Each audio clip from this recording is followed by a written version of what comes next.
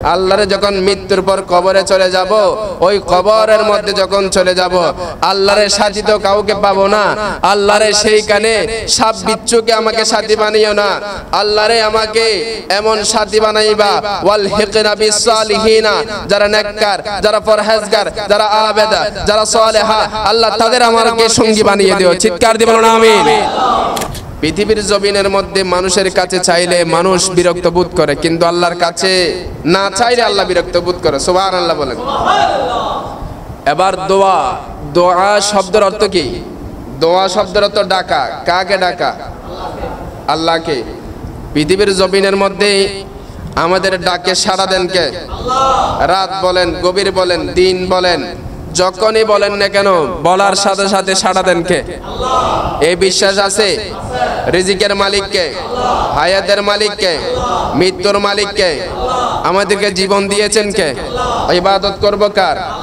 আল্লাহ। আল্লাহ জিকির করার শক্তি দিয়েছেন কে? আল্লাহ। আমাদেরকে ঈমান নিয়ে মৃত্যুবরণ করার তৌফিক দান করুন। সকলে বলুন আমিন। আল্লাহুম্মা, জোরে বলুন আল্লাহুম্মা তাওয়াফানা মুসলিমিনা ওয়া আহয়িনা মুসলিমিনা ওয়ালহিকনা বিসসালিহিনা গায়রা খাজায়া ওয়ালা মাফতুনিনা।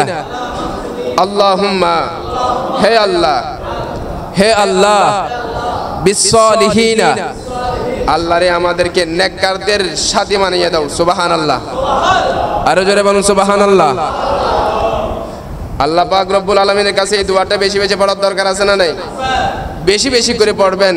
এই দোয়াটা যদি পড়েন ঈমান নিয়ে মৃত্যুবরণ করতে পারবেন। সুবহানাল্লাহ বলেন। আল্লাহুম্মা, হে আল্লাহ, তাওয়াফানা মুসলিমিনা, আল্লাহরে মুসলমান অবস্থায় আমাকে মৃত্যু দাও। সুবহানাল্লাহ বলেন। ওয়া আহয়িনা মুসলিমিনা, আল্লাহরে মুসলমান অবস্থায় জীবিত রাখো। আমিন বলেন। ওয়ালহিকনা বিসসালিহিনা, আল্লাহরে জীবন দিয়েছো, আবার মৃত্যু দিবা। মৃত্যুর পর এমন একটা স্থানে চলে যাব, কবরে। আল্লাহরে যখন মৃত্যুর পর কবরে চলে যাব, ওই কবরের মধ্যে যখন চলে যাব, আল্লাহরে সাথী তো কাউকে পাবো না। আল্লাহরে সেইখানে সাপ বিচ্ছুকে আমাকে সাথী বানিও না। আল্লাহরে আমাকে এমন সাথী বানাইবা, ওয়াল হিকনা বিস সালিহিনা, যারা নেককার, যারা পরহেজগার, যারা আবেদা, যারা সালেহা, আল্লাহ তাদের আমাকে সঙ্গী বানিয়ে দিও। চিৎকার দিয়ে বলুন আমিন। গায়রা খাজায়া, আল্লাহরে আমাকে যারা নাফরমানি তাদের সঙ্গে বানিও না। ওয়ালা মাফতুনিনা, আল্লাহরে আমাকে যেই দুনিয়ার ফিতনা ফাসাদ থেকে আমাকে রক্ষা করো। চিৎকার দিয়ে বলুন আমিন।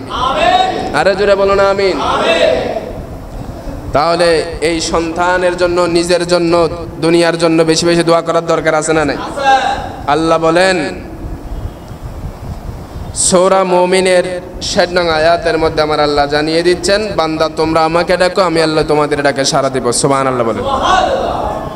আল্লাহ পাক রব্বুল আলামিন বলেন, ক্বালা রাব্বুকুম উদউনি আস্তাজিব লাকুম, বান্দা তোমরা আমাকে ডাকো, আমি আল্লাহ তোমাদের ডাকে সাড়া দিব।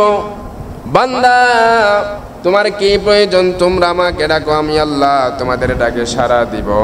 আমার আল্লাহ পাক রব্বুল আলামিন বান্দাদেরকে বলেন, বান্দারে বান্দারে তোমরা আমি আল্লাহকে বেশি বেশি করে ডাকো।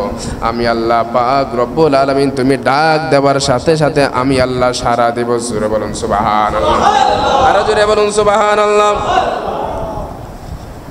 আমার আল্লাহ পাক রব্বুল আলামিন বলেন, বান্দা তোমার কি প্রয়োজন? বান্দা দুনিয়ার জমিনের মধ্যে যদি মানুষ যদি একজন অপর মানুষকে যদি একবার ডাকে, দুইবার ডাকে, তিনবার ডাকে, কোনো কিছু যদি সাহায্য চায়, কোনো কিছু যদি চায়, একবার দুইবার তিনবার চারবার ধৈর্য ধারণ করে, এরপর থেকে বেশি চাইলে বিরক্ত হয়ে যায়। কথা বলেন ঠিক কিনা? আল্লাহর নবী দু জাহানের বাদশা নবী, কামলেওয়ালা নবী, উম্মতের দরদি নবী, হায়াতুন নবী বলেন, মাল্লাম ইয়াসআলিল্লাহ ইয়াগদাব আলাই, বান্দার কাছে চাইলে বান্দা একজন অপরজনের কাছে বেশি বেশি চাইলে বিরক্ত বোধ করে। আমার নবী বলেন, বান্দা যখন আল্লাহর কাছে কোনো কিছু চায় না, কোনো কিছু চায় না, নিজের ইচ্ছা মতো চলে, তখন আমার আল্লাহ রাগান্বিত হন।